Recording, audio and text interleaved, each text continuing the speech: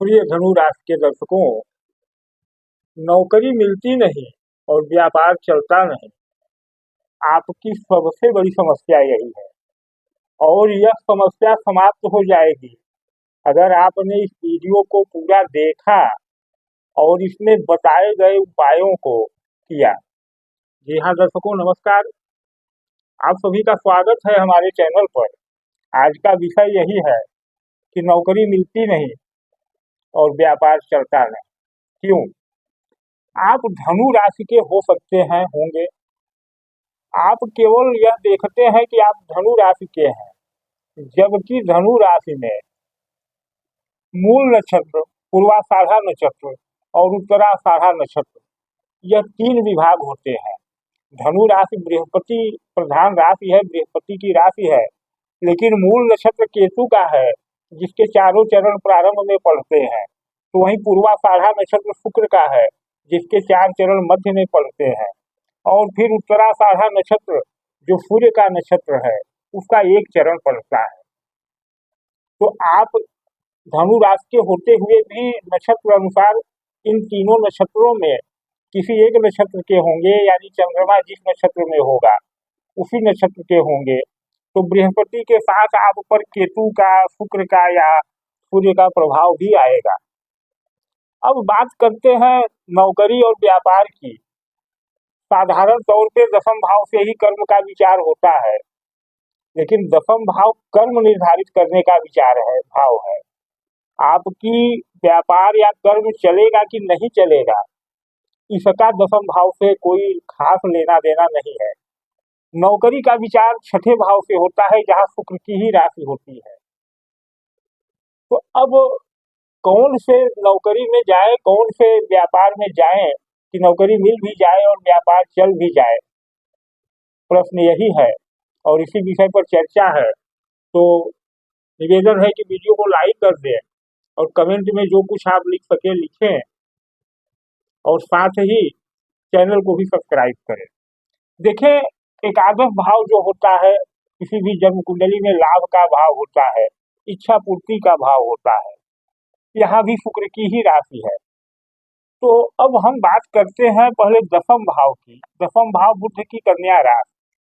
तो अगर आप धनु राशि के हैं और अगर मूलतः आप मूल नक्षत्र या उत्तराषाढ़ा नक्षत्र के हैं, तो आपको व्यवसाय की तरफ जाना चाहिए। और कौन सा व्यवसाय? जो छठा राशि यानी कन्या राशि यानी बुध की राशि से संबंधित हो, खासकर कन्या मतलब स्त्री वर्ग से संबंधित किसी भी व्यवसाय में जाएं। अब स्त्री वर्ग से संबंधित कौन से व्यवसाय है? तो स्त्री वर्ग से संबंधित व्यवसाय है रेडीमेड के गारमेंट्स, सौंदर्य प्रसाधन की सामग्री, कहीं न कहीं मैनेजमेंट भी स्त्री संबंधित व्यवसाय है, कार्य है। क्योंकि प्रबंधन जितना कुशल एक स्त्री कर लेती है, स्त्री में जन्मजात गुण होते हैं प्रबंधन के, उतना एक पुरुष को सीखना पड़ता है। तो अगर आप मूल नक्षत्र के हैं और उत्तराषाढ़ा नक्षत्र के हैं, तो आप इन चीजों में जाए, स्त्री संबंधित व्यवसायों में। और साथ ही यदि आप पूर्वाषाढ़ा नक्षत्र के हैं, शुक्र के नक्षत्र में है, तो आप स्वयं स्त्री तत्व हैं, आप स्वयं स्त्री तत्व हैं। तब आपको कहाँ जाना चाहिए? तब आपको जाना चाहिए शुक्र की ही दूसरी राशि जो छठे भाव में पड़ रही है, आपको नौकरी की तरफ जाना चाहिए। नौकरी किस तरफ? कैसी नौकरी? तो जो नौकरी संबंधित हो फाइनेंशियल चीजों से। अगर आप शुक्र पूर्वाषाढ़ा नक्षत्र के हैं, तो आप फाइनेंशियल नौकरियों में जाएं, जैसे बैंक का जॉब,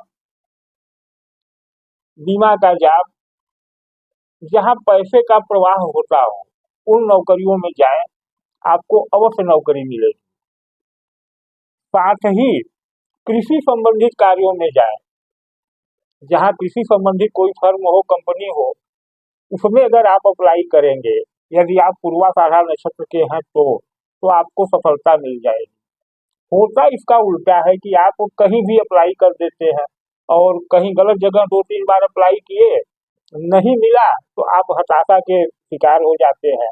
तो सही जगह अप्लाई करें। अगर आप केतु के और उत्तराषाढ़ा नक्षत्र के हैं तो व्यवसाय की तरफ जाए, और व्यवसाय क्या, कन्या संबंधित व्यवसाय, स्त्री संबंधित व्यवसाय।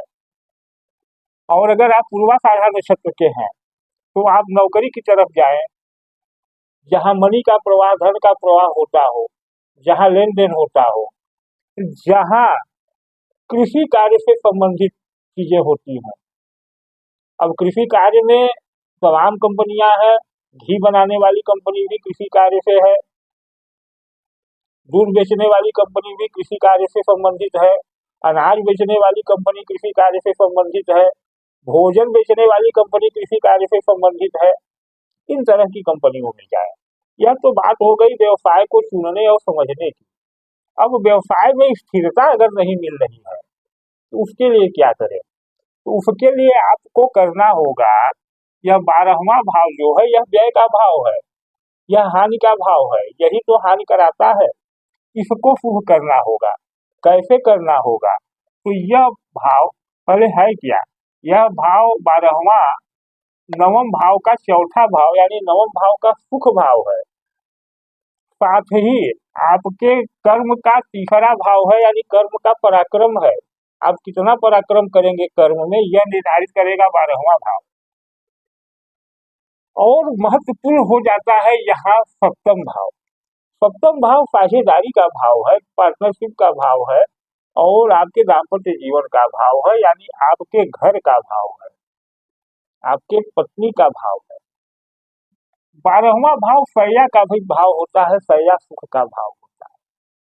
अगर आपके जीवन में शैया सुख है, यानी आप रात में एक अच्छी निद्रा प्राप्त करते हैं, तो आपके कार्यों में स्थिरता आएगी और आपका यह 10वां भाव पराक्रम करता दिखेगा। साथ ही यह भाव 8वां भाव का 5वां भाव है, यानी 8वां भाव आपके आकस्मिक घटनाओं का, दुर्भाग्य का, इन चीजों का। तो इस अनुसार आपको करना क्या है कि 7वें भाव को बलवान करें, क्योंकि यह 9वें भाव का एकादश भाव है, भाग्य की इच्छा का भाव है, और इच्छा पूर्ति वाले भाव का 9वां है, यानी इच्छा पूर्ति का भाग्य है। तो यह 9वां भाव है भोग का भाव। सॉरी, 7वां भाव क्या है? भोग का भाव है। और भोग कहाँ होता है? तो भोग होता है 12वें में, शैया में। इसीलिए शुक्र यहाँ 12वें भाव में उच्च हो जाते हैं। तो आपको एक उत्तम शैया सुख प्राप्त करना चाहिए। मतलब यह नहीं कि आप सोए रहें, मतलब यह कि आपकी जो बेड हो, बिस्तर हो, वह एक अपनी परिस्थिति अनुसार अच्छी क्वालिटी का हो, सोने का कमरा आपका साफ सुथरा स्वच्छ हो, और शुक्र यानी सुगंधित चीजों से सुवासित हो, तो यह 12वां भाव आपका शुभ हो जाएगा। साथ ही अपने बिस्तर पर आप बिस्तर के वास्तुशास्त्र अनुसार इंद्र स्थान पर, जो कि चार्ट में आप समझ सकते हैं, जहां यह इंद्र स्थान पड़े वहां एक यंत्र स्थापित करें। जो यंत्र आप हमसे प्राप्त कर सकते हैं, वह यंत्र क्या होगा? वह यंत्र होगा आपके शुक्र को बलवान करने का, क्योंकि शुक्र ही 12वें भाव में उच्च होता है, और शुक्र ही आपका एकादश भाव है, इच्छा पूर्ति का भाव। तो वह नाभि दर्शना का यंत्र होगा। नाभि दर्शना एक अप्सरा है जो शुक्र का प्रबल स्रोत है। तो अगर आप इतना करते हैं, देखिए आपको गारंटी से नौकरी भी मिलेगी, नौकरी टिकेगी भी, और व्यवसाय भी चलेगा, और व्यवसाय टिकेगा भी। तो आज का वीडियो यहीं तक। धन्यवाद, नमस्कार। चैनल पर नए हो तो पुनः निवेदन है, सब्सक्राइब कर लें, वीडियो को लाइक और शेयर करें।